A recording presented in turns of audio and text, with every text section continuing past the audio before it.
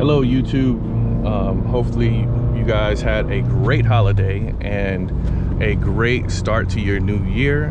It is now the 6th, and for me, honestly, I can't complain. I am having a great year thus far, and thank God that the holidays are over. Am I right? I mean, those of you who got kids, you know, you finally are done spending money for now, at least, unless you got a kid that has a birthday this month, which sucks to be you. But hey, you know, hopefully you guys got some new goals to obtain this year. Hopefully you guys are remotivated to crush this year and do better than last year.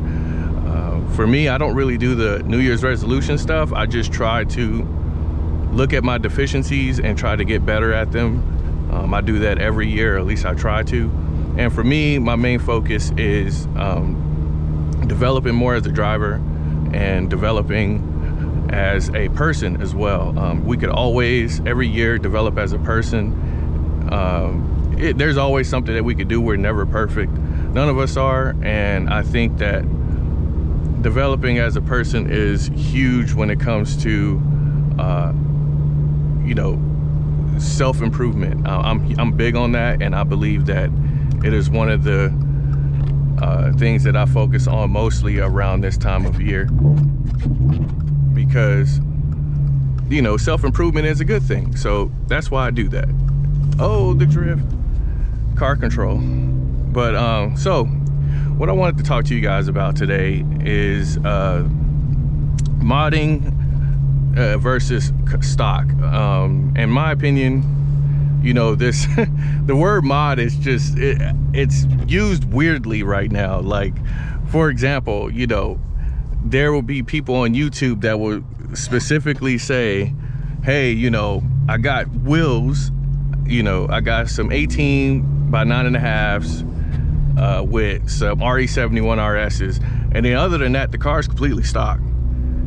It's like, dude, your car is completely stock, right?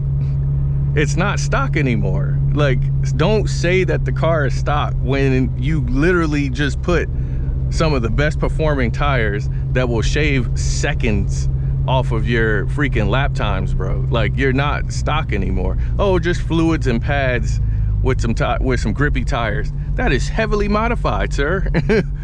Heavily modified. Because if you, so for example, if you go get a car, for example, let's just say the Civic Type R, that's probably one of the most, the FL5 current generation, that's probably one of the most ready out of the box track cars you can get at this point right now, for enthusiasts anyway. That's affordable.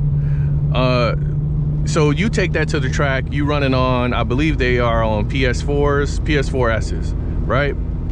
Good tire, great tire actually, out the box. But you could literally shave seconds by just going to go get the RE71 RSs on a dry day. Obviously conditions have to matter during the track day, but you could literally shave seconds off of the tire compound that you choose. So with people saying that, you know, my car is, I have these tires, this suspension, but other than that, it's stock.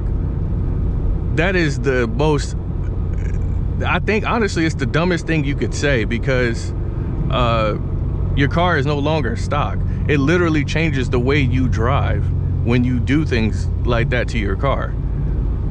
Now, I think the general consensus is that if I don't modify the engine, that my car isn't modified. That's wrong. That's very wrong. You don't need to modify your engine in order to modify the car. If you guys don't need like a lesson on that, go watch Initial D. You can do a lot of other things that will literally change the way your car responds before you even put forced induction like a turbo or a supercharger on the car.